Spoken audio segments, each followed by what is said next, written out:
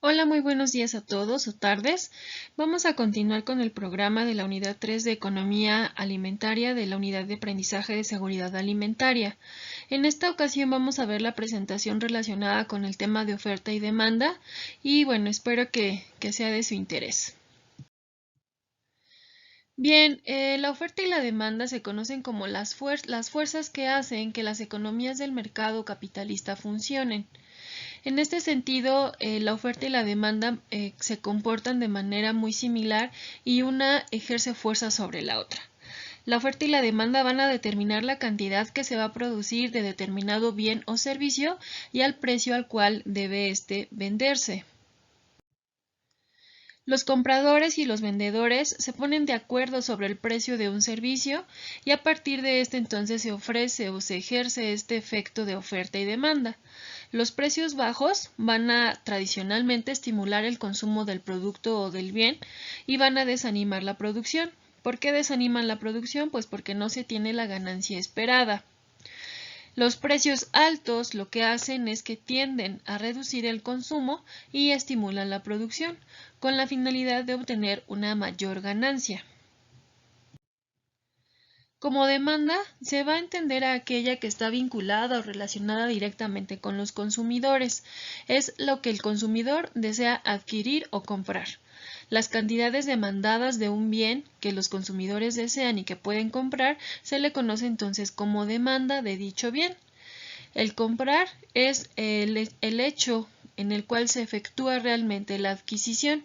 Entonces, demanda y comprar son conceptos aislados, son conceptos diferentes. Comprar es el hecho y la demanda es toda la fuerza que ejerce un consumidor sobre un producto, pero no necesariamente que lo adquiera o que pague por ese bien. En esta diapositiva tenemos un ejemplo de la tabla de demanda. La tabla de demanda se va a encargar de concentrar o recoger la cantidad de unidades demandadas por los diferentes consumidores. Esta tabla nos muestra el ejemplo de la demanda del CDs, que bueno, en su momento fueron altamente consumidos por la población y bueno, se consta de 4 columnas. En la primera columna tenemos lo que es el precio de un CD en euros. En la segunda columna tenemos la cantidad de CDs demandada por un consumidor que en esta ocasión lleva el nombre de Miguel. En la tercera columna se tiene la cantidad de CDs demandada por Víctor, que es un segundo consumidor, y al final se tiene el concentrado de la demanda del mercado. La demanda del mercado no es otra cosa más que la concentración de la demanda de todos los consumidores. En esta tabla y para efectos de hacerlo más simple, se tiene solamente dos consumidores. Entonces, si ustedes se dan cuenta en el precio del CD en euros, cuando el CD cuesta 1 euro, la cantidad de CDs demandada por Miguel son 8 y la cantidad de CDs demandada por Víctor son 5, haciendo un total de demanda de mercado a 1 euro de 13 piezas. Conforme va avanzando el precio, la cantidad demandada por Miguel y por Víctor va disminuyendo.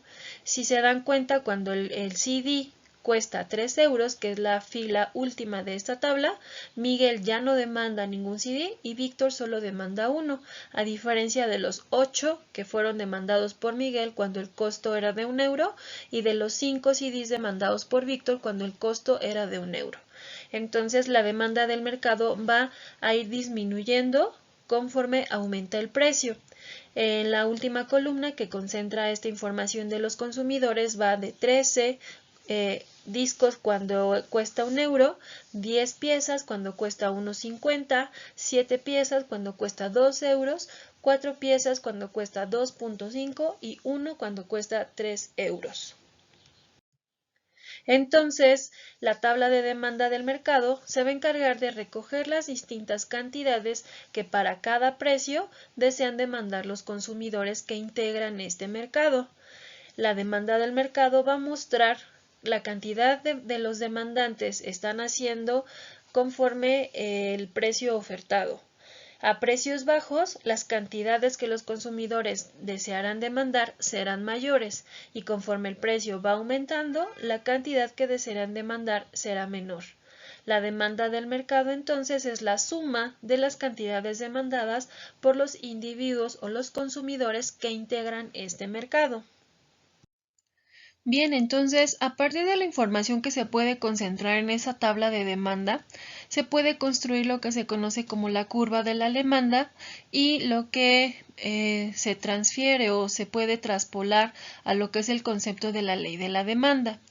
La curva va a ser aquella representación gráfica de la relación que existe entre el precio de un bien y la cantidad demandada, y refleja esta relación inversa entre el precio y la cantidad demandada. Cuando hablamos de relación inversa, ¿a qué nos estamos refiriendo? A que, como ya se analizó en la tabla anterior, conforme el precio de un bien o de un servicio es menor, la cantidad demandada aumenta y viceversa. Si el precio del bien o del servicio es mayor, la cantidad demandada va a disminuir. Entonces, la ley de la demanda se conoce como la relación inversa entre el precio y la cantidad demandada, en el sentido de que cuando se reduce el precio de un bien, aumenta la cantidad demandada, mientras que cuando aumenta el precio, disminuye la cantidad demandada. Y aquí ustedes pueden analizar y ver cómo se comporta esta ley de la demanda. Aquí tenemos en el eje de las X la cantidad de precios que se está demandando a partir de un bien o un servicio, y en el eje de las Y lo que se tiene es el precio. Por eso decimos que es una relación inversa. A mayor precio, menor es la cantidad que se estará demandando, y a menor precio, conforme el precio vaya bajando, entonces la cantidad demandada será mayor. Entonces, con base en la tabla de demanda que se analizó en diapositivas anteriores, tenemos estas diferentes curvas de demanda. Se tiene en la primera figura, figura A, la curva de la demanda de Miguel, de acuerdo a los diferentes precios de los discos. En la figura B tenemos la curva que genera o demanda Víctor a los diferentes precios, y en la figura C la curva de demanda de mercado. Esta figura C lo que hace es hacer la sumatoria de la demanda que hizo Víctor y que hizo Miguel. Entonces, a 3 euros, si ustedes se acuerdan, la cantidad de discos que demandaba Miguel era mayor a lo que demandaba Víctor. Así, con cada uno de los precios de la tabla anterior, se va generando estas curvas. Y la curva C es la que está sumando la demanda de tanto Miguel como Víctor. Como les decía en esa tabla, ahí solamente se hace para efectos didácticos y efectos de hacer un poco más ágil esta explicación, solamente se están considerando a dos consumidores. Sin embargo, bueno, la curva de la demanda del mercado será tan amplia como el número de consumidores que se esté analizando. Bien, en este tema existen dos términos que son muy importantes, que uno es efecto sustitución y el otro es el efecto renta. El efecto sustitución va a medir qué tanto hay un cambio en el precio de un bien o un servicio. Mide la incidencia de cambio de este precio, ya que habrá una sustitución del bien por otro de menor costo.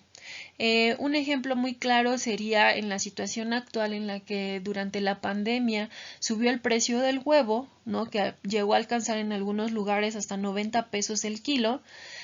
Aquí se puede hacer una sustitución por otro bien de menor costo, y a lo mejor en lugar de comprar un kilo de huevo de 90 pesos, se podrá comprar un kilo de chuletas que cuesta 50 pesos, ¿no? Por poner un ejemplo.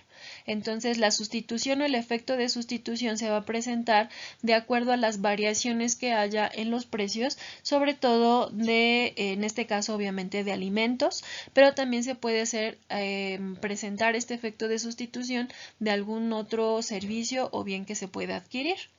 Y el segundo concepto es el efecto renta. Cuando hablamos de efecto renta, se habla de la incidencia de cambio de renta real de los consumidores de forma que ante el aumento del precio de un bien se consumirá una menor cantidad de todos los bienes.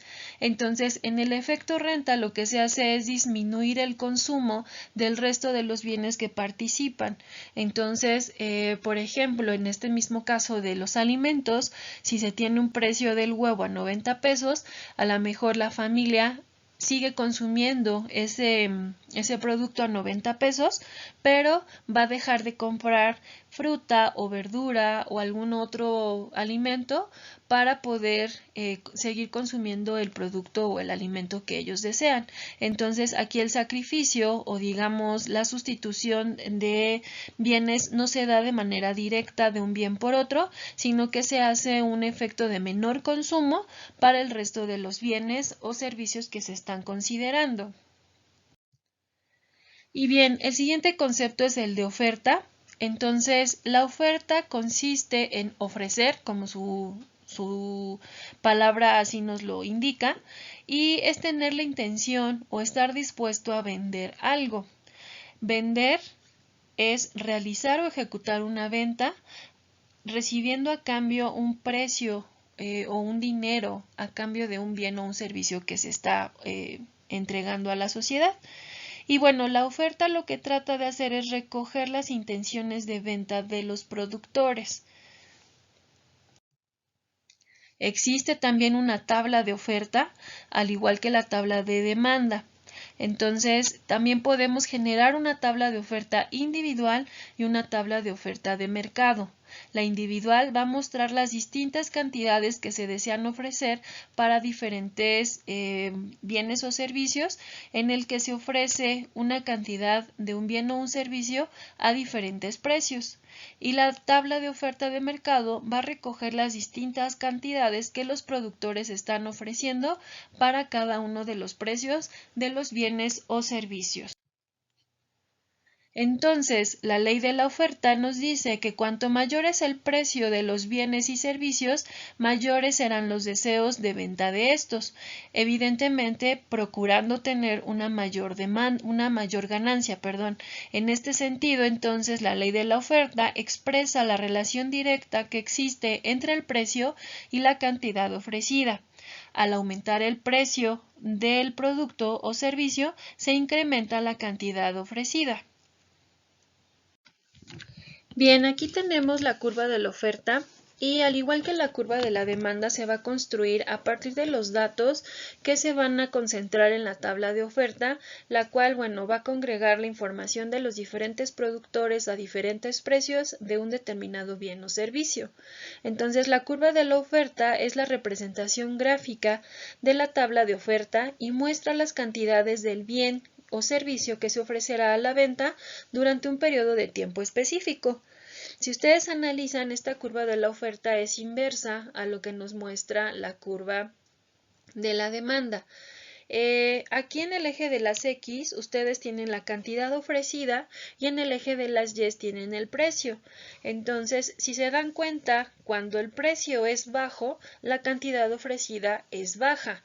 Y cuando el precio es alto, la cantidad ofrecida es alta. Entonces, esta curva se conoce como una curva directamente proporcional, a diferencia de la curva de la demanda, que es inversamente proporcional.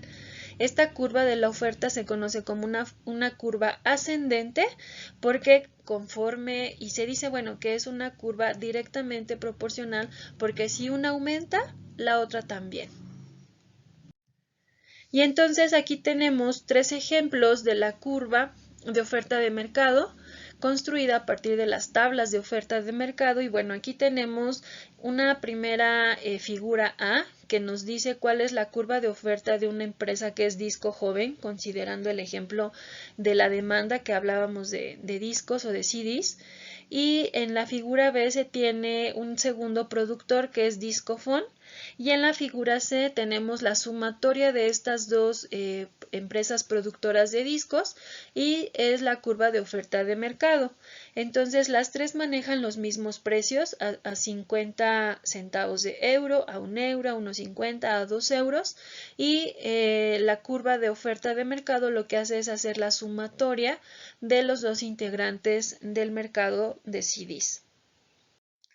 Bien, entonces el siguiente tema es el 3.3, que son los cambios en la demanda de los alimentos. ¿Qué son las cosas que están generando que haya una modificación en la cantidad que la población demanda?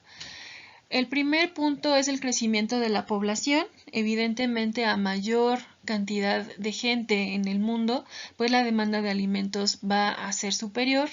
La segunda es la urbanización. La tercera es la demanda y producción de biocombustibles y la cuarta es la recesión económica.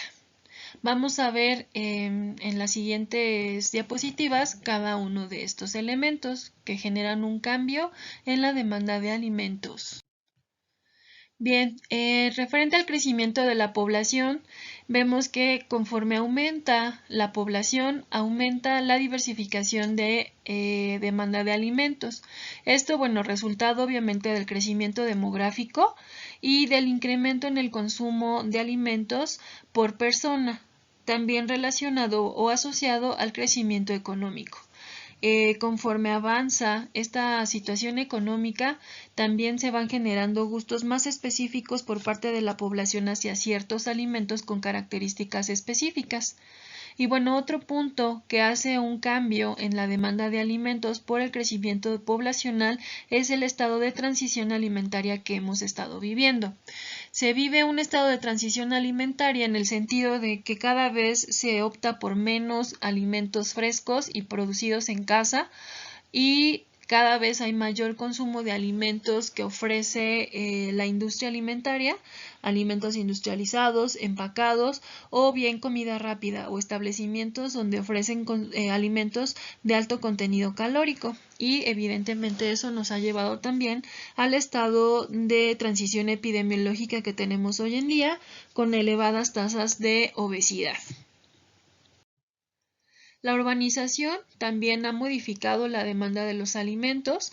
Como hemos visto y en algún momento lo llegamos a platicar en desarrollo sustentable, la concentración del volumen de operaciones en ciertos sectores de la concentración poblacional favorece el desarrollo y mayor participación de supermercados en la comercialización y distribución de los alimentos, generando así la introducción de nuevos esquemas y nuevas formas de venta de alimentos.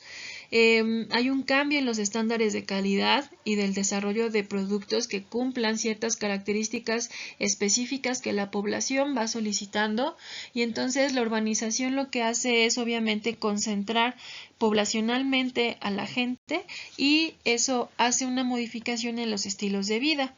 También relacionado con una elevada forma de consumir alimentos con densidad energética alta por la facilidad que se tiene derivado del estilo de vida de las ciudades que se caracterizan por grandes concentraciones poblacionales.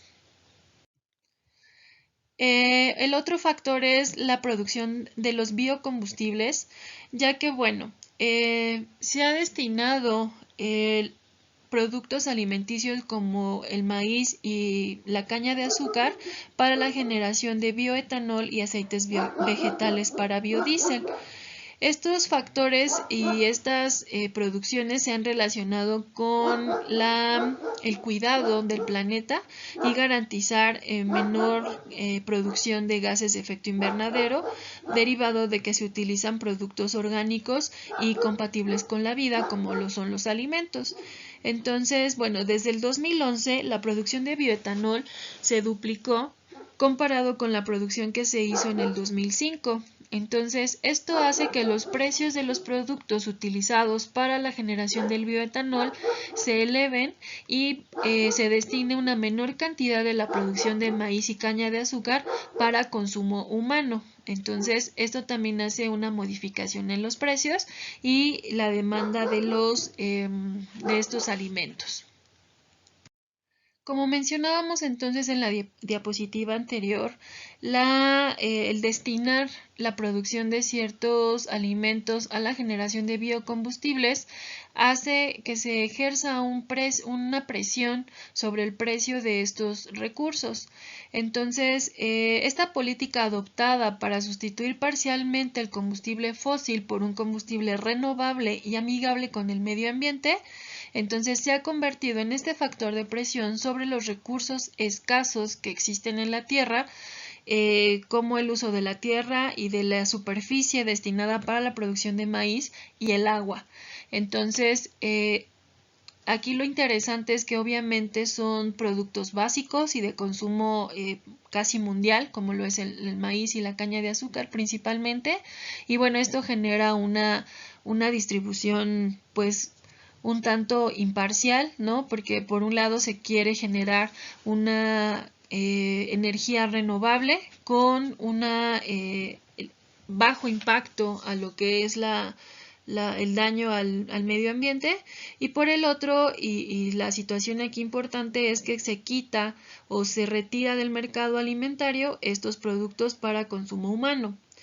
Y otra situación adversa a la generación de estos biocombustibles es que el costo de producción de estos biocombustibles son muy altos. Entonces, aquí valdría la pena poder hacer un análisis sobre el costo-beneficio de la generación de estos biocombustibles, que si bien tienen un menor impacto a la tierra ya en su uso final, no sabemos cómo esté el gasto de los recursos para generar este combustible a lo largo de toda su producción, y tal vez resulte más dañino el generar estos biocombustibles que el bien que se pueda tener por el uso de este tipo de energías renovables. El otro punto que está generando una modificación en la demanda de los alimentos es la recesión económica. Desde 2007 y 2008 nos hablan de una crisis mundial en el cual el alza de los precios de los alimentos tuvo unos efectos altamente nocivos en la demanda de los alimentos.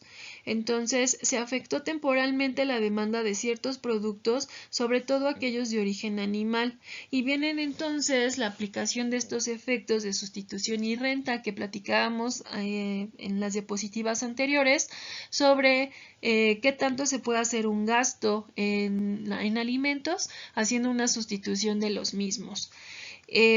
Aquí lo importante, y bueno, parte de lo que ustedes analizaron en el ensayo en el que platicaban sobre seguridad alimentaria y la relación con COVID, precisamente es esta parte de cómo afecta a los precios y cómo un país va entrando en este estado de recesión económica y de crisis, y que uno de los principales factores que se ven sacrificados en la población es efectivamente la alimentación. Bueno, aquí una diapositiva para pues reírnos un poco con un humor negro. Entonces son medidas drásticas ante la crisis económica de una familia de gallo y gallina.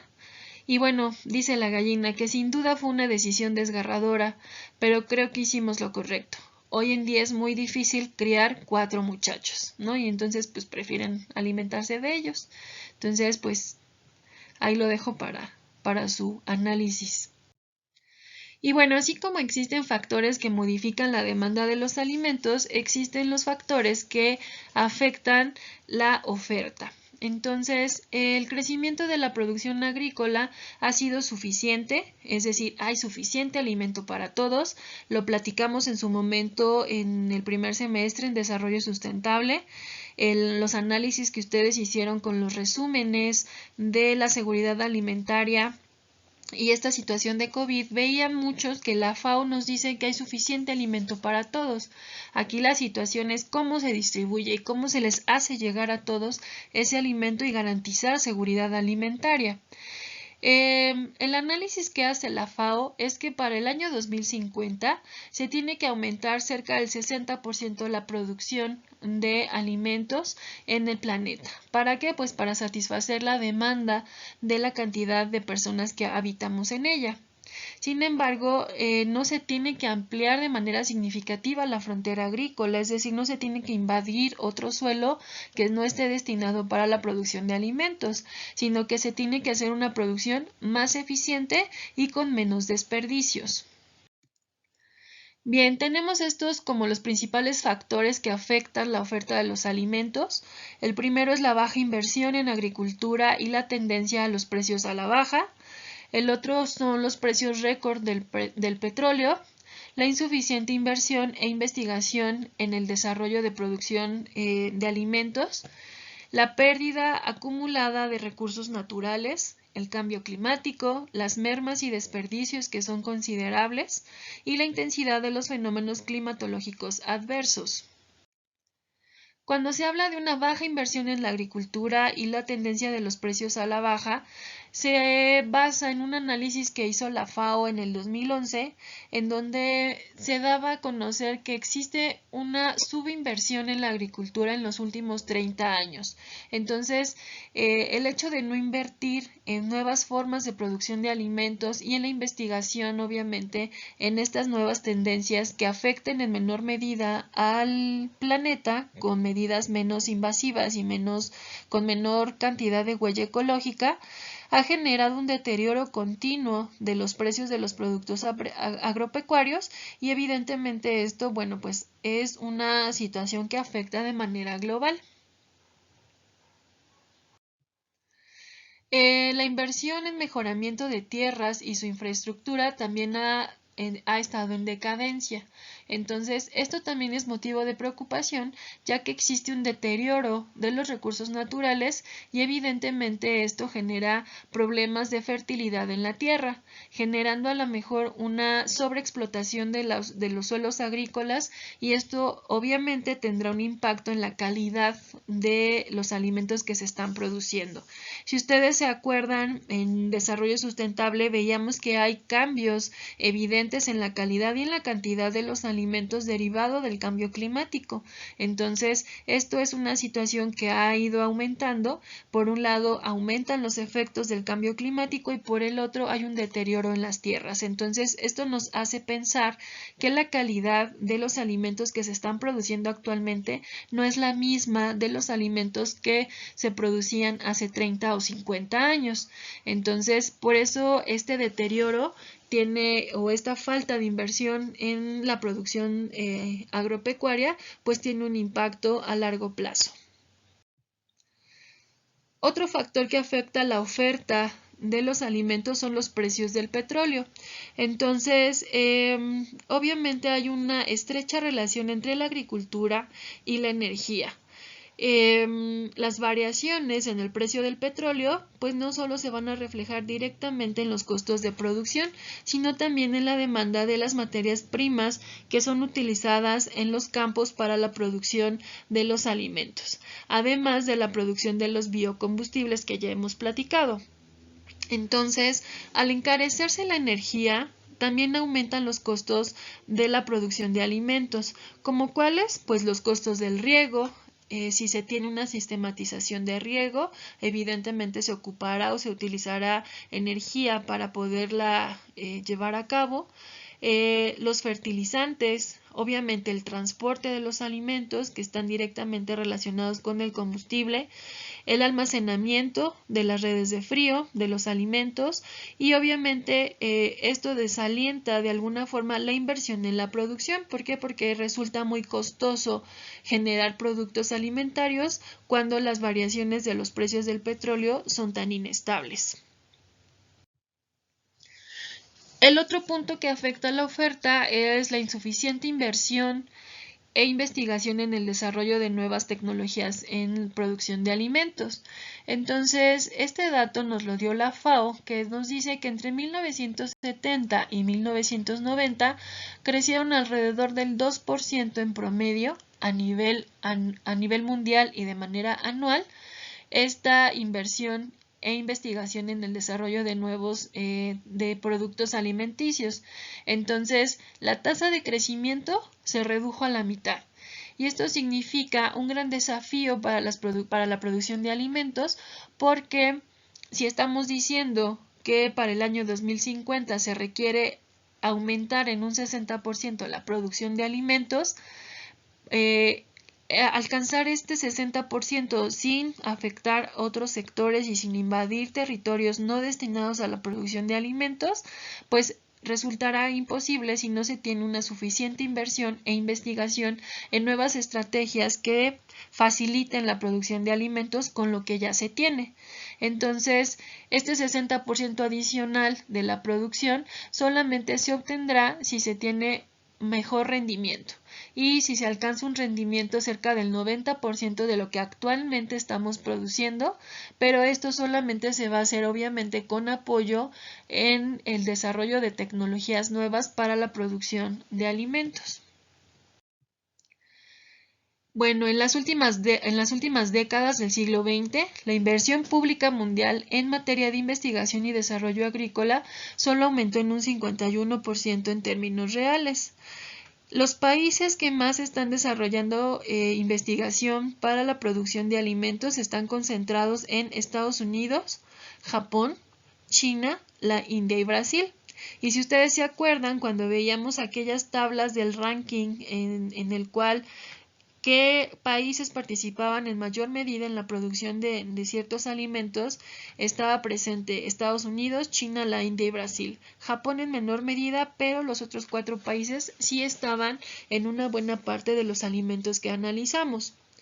Entonces, en los países en desarrollo, lo que se redujo en particular fue la difusión de estas tecnologías relevantes que logren aumentar los rendimientos en la producción de alimentos y que también tengan un menor impacto en la huella ecológica. Otro punto que puede afectar la oferta de los alimentos es la pérdida acumulada de recursos naturales. Como ya hemos platicado desde Desarrollo Sustentable, el cambio climático es otro de los factores que pueden incidir, evidentemente porque no se tiene la misma cantidad de recursos naturales para la producción de alimentos. Los resultados del crecimiento entre 2.5 y 3 veces la producción agrícola en el mundo en los últimos 50 años ha sido gracias al aumento significativo de la productividad de los principales cultivos, y esta productividad está altamente relacionada con el uso de los recursos naturales. Bien, se estima que el 25% de las tierras en el mundo son de suelos muy degradados o con tendencias a degradarse, lo cual evidentemente genera una inestabilidad y un problema, porque si estamos diciendo que se tiene que aumentar cerca del 60% la producción de alimentos para el año 2050, pero tenemos una cuarta parte de las tierras en el mundo en un estado no conveniente para producción de alimentos, entonces, ¿en dónde se van a producir esos alimentos?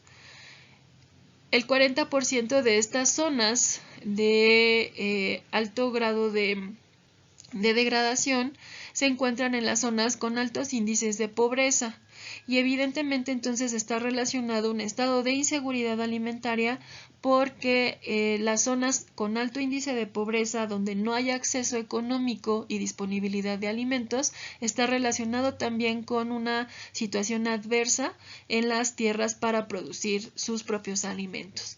Entonces, se dice que la principal amenaza va a corresponder a la pérdida de la calidad del suelo, seguida por la pérdida de la biodiversidad y agotamiento de los recursos hídricos, así como obviamente la disminución de la calidad de la tierra para producir alimentos con alto contenido nutrimental.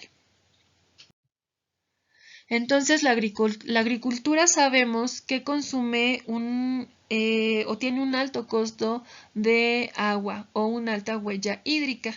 Entonces, se dice que la agricultura va a consumir el 70% del agua que se extrae de los mantos acuíferos, de los ríos y de los lagos.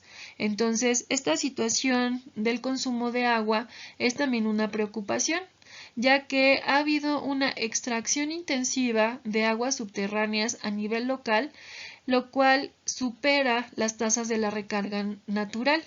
Y si a esto le sumamos que los ciclos de lluvias se han visto alterados, pues entonces esa recarga natural a través del ciclo del agua y de esta temporada de lluvias, pues se va a desfasar y entonces hay una alteración en los tiempos de producción y de cosecha de alimentos. Se dice que en los principales lugares de producción de cereales y en países de ingresos altos, medianos y bajos, esta tasa de recarga se ve pues deteriorada y bueno, la reducción de los niveles de los mantos acuíferos y la extracción continua de aguas subterráneas no renovables supone un riesgo creciente para la producción alimentaria local y mundial. Entonces, por otro lado, ya que tocamos el tema del recurso hídrico, hemos visto que ha habido un aumento en la contaminación del agua. Entonces, al aumentar la contaminación del agua, disminuye evidentemente la calidad de esta y por lo tanto no es útil para la producción de alimentos. ¿Por qué? Porque ya tenemos un recurso contaminado y esta contaminación del agua obedece principalmente a las actividades humanas, sobre todo los desechos urbanos, los desechos industriales y bueno, a la propia producción agropecuaria que puede estar generando desechos de tipo nocivo para la salud. El otro factor que afecta la oferta de los alimentos es el cambio climático. Y bueno, el cambio climático nosotros lo conocemos como esta variabilidad de los regímenes térmicos e hidrológicos que bueno, van a afectar la funcionalidad de los ecosistemas y de los medios de vida de las personas. Entonces, hemos visto cómo el cambio climático puede afectar la calidad de los alimentos que nosotros estamos consumiendo. Sin embargo, también afecta la producción directa de estos alimentos. El calentamiento global, entonces, genera un estado de aridez y en donde la tierra no es viable para la producción de alimentos. ¿Por qué? Porque existen cambios en los regímenes de lluvias. Hay lluvias, puede haber lugares donde las lluvias sean de mayor frecuencia y duración, generando inundaciones, o bien donde los periodos de lluvia se extiendan y no lleguen con el tiempo necesario para la producción de alimentos, generando sequías. Entonces, aquí la situación es que cada vez hay mayor frecuencia y duración de fenómenos extremos, como inundaciones o sequías, y que bueno, esto puede dar pie a la generación de nuevas plagas y nuevas enfermedades, como lo que estamos viviendo hoy en día. Estos obviamente suponen riesgos adicionales y una mayor imprevisibilidad de las cosechas y una variación tan diferente y tan distinta cada año sobre la forma en la que se va a comportar la naturaleza, en la cual el principal afectado es la agricultura. La agricultura es altamente vulnerable a estos cambios y variaciones. ¿Por qué? Porque depende 100% de los recursos naturales. Entonces, habrá zonas en donde se logre hacer una adaptación de los cultivos, pero habrá un momento en el que ya no pueda resolverse por estarse adaptando de manera constante y no tener una estabilidad en la integración de los recursos naturales a la producción de alimentos. Entonces, las actividades agrícolas y otras formas de cambio en el uso del suelo, incluyendo la deforestación, contribuyen con alrededor del 30% del potencial del calentamiento global, provocado por las emisiones actuales de los gases de efecto invernadero. Si ustedes se acuerdan, la actividad agrícola era de las primeras actividades humanas que generaban mayor cantidad de gases de efecto invernadero. Por eso la preocupación, porque por un lado tenemos que producir 60% más de alimentos para el año 2050, pero por el otro tenemos que cuidar a nuestro planeta. Entonces, por eso la necesidad de generar inversión e investigación en nuevas tecnologías que produzcan alimentos suficientes para todos, pero con el menor impacto al ambiente. Se dice que los más pobres y quienes viven en un estado de inseguridad alimentaria son los más vulnerables a los potenciales impactos del cambio climático y evidentemente pues son quienes tienen menor capacidad de adaptación a estas situaciones, como lo que vivimos actualmente en la situación de pandemia. Aquellas personas que viven al día y que están en una constante variante de sus ingresos económicos, pues serán los primeros afectados en un estado de inseguridad alimentaria, a diferencia de aquellas personas pues que tienen un sueldo fijo y que el estado o el hecho de permanecer en casa pues no impacta directamente sus ingresos que puedan ser destinados para una correcta alimentación. Otro factor entonces es la intensidad de los fenómenos climatológicos adversos y bueno, platicábamos en diapositivas anteriores cómo estos estados extremos son los que están generando estos problemas en la producción de alimentos. Entonces, estados como sequías, huracanes, ciclones o bien el fenómeno del Niño, pues tienen una relativa estacionalidad y periodicidad. Sin embargo, bueno, hemos visto que hay variaciones en la forma en la que se presentan estos fenómenos naturales. Entonces, pueden existir sequías prolongadas en algunos países que evidentemente genere una alteración en la producción de sus alimentos. No hace mucho en el norte del país hubo una sequía prolongada, no llegaron las lluvias con la estacionalidad que se esperaba y el primer sector que tuvo es el impacto en la producción de alimentos fue el sector ganadero, porque evidentemente no hubo la suficiente agua para mantener vivos a las cabezas de ganado. Entonces, aquí la principal situación pues es que se afecta tanto al productor como a las personas que iban a recibir o que iban a acceder a este producto alimentario. Dice que eventos extremos como las sequías prolongadas en países generan entonces una alza imprevisible en los precios de algunos de los productos básicos de alimentación para la población. El otro asunto que genera un cambio en la oferta de los alimentos son las mermas y los desperdicios considerables. La FAO ha estimado que las pérdidas a nivel global alcanzan tasas muy elevadas. Por eso es que decimos que sí producimos la suficiente cantidad de alimentos para todos, pero que desafortunadamente no todos tienen el mismo acceso. El desperdicio más alto se da entre el 40 y el 50% de la producción de tubérculos, frutas y verduras. Es el primer alimento en desperdiciarse. Esto puede ser obviamente por la naturaleza del alimento, por su alto contenido de agua y esto resulta en una descomposición mucho más acelerada. El 30% de los cereales que se producen a nivel global se desperdician, al igual que el 30% del pescado. Y bueno, las oleaginosas son las que menos se desperdician, cerca de un 20%. Sin embargo, bueno, la cantidad de desperdicios a nivel global pues es muy alta. Y aquí siempre me gusta hacer énfasis en lo que nosotros hacemos en casa, porque estos son datos a nivel global, pero si lo llevamos a nuestra vida diaria, podemos darnos cuenta que efectivamente lo que más desperdiciamos y tiramos a la basura son frutas y verduras. Entonces aquí la invitación es solamente a comprar y conservar en casa lo que se puede consumir, para evitar entonces estas mermas y desperdicios y pues tirar el alimento en casa, ¿no? Y eso podemos hacerlo desde que se compra la despensa o se compra el recaudo hasta cuando nosotros nos servimos nuestra comida en nuestro plato.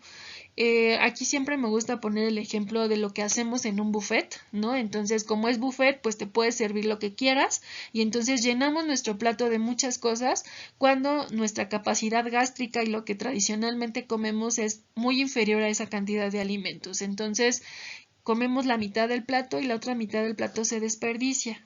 Y aunque esté limpio y aunque no lo hayamos tocado con nuestro tenedor o nuestro cubierto, pues eso va a ser un desperdicio porque ya no se puede regresar a la charola. Entonces aquí la invitación es a empezar a también trabajar desde casa a disminuir los desperdicios de alimentos. Las pérdidas y mermas de alimentos van a significar menores ingresos para los productores, que serán compensados con precios más altos para los consumidores. Atendiendo esto con el comportamiento de la ley de oferta y demanda. Y veíamos que la ley de la oferta nos decía que a menor cantidad ofrecida, mayor será el costo del bien. Entonces, de esta forma, los productores tratan de garantizar su ganancia.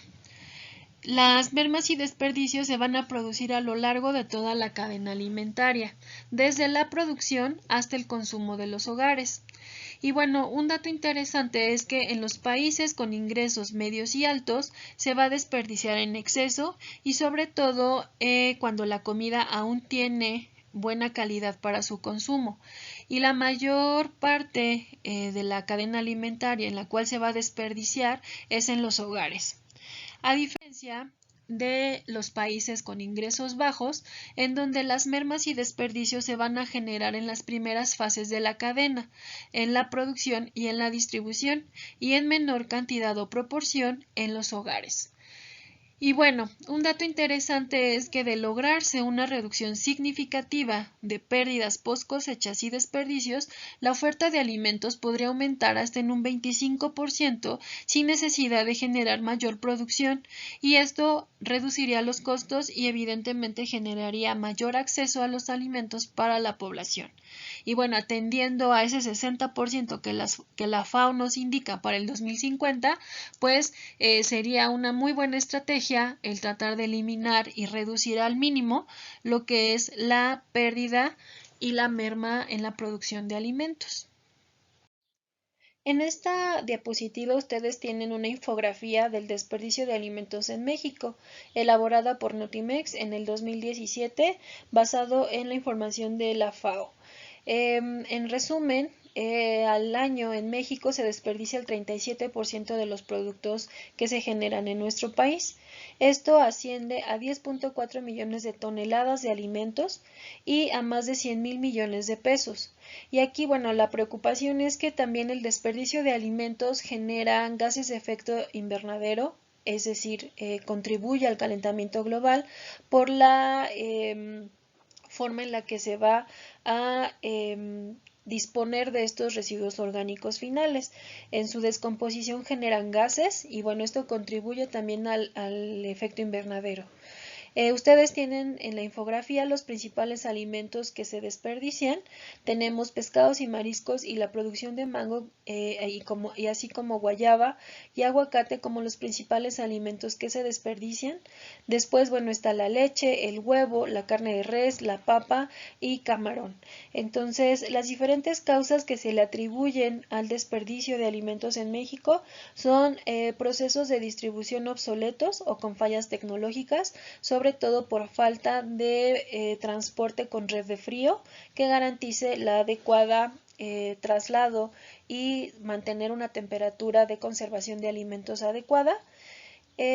Falta de infraestructura de la cadena de suministros, como la instalación de estas cámaras de refrigeración, la carencia de vehículos adecuados para el transporte de productos perecederos, que es parte del proceso de distribución de alimentos, malas prácticas de comercialización, falta de capacitación del personal para el manejo de los productos y los malos hábitos del consumo en los hogares. Este desperdicio se resume que a 1 de cada 3 alimentos producidos en nuestro país van a ser desperdiciados. Y bueno, para finalizar, en esta diapositiva tenemos las fuentes de referencia y bibliográficas que fueron consultadas para la elaboración de esta presentación. Espero que no tengan ninguna duda y en el caso de que tengan duda, bueno, quedo pendiente ya sea por el grupo de WhatsApp o bien por correo electrónico para poder entablar alguna sesión. Si gustan en alguna plataforma digital en vivo para resolver las dudas puntuales de cada uno de ustedes. Agradezco su atención y hasta pronto.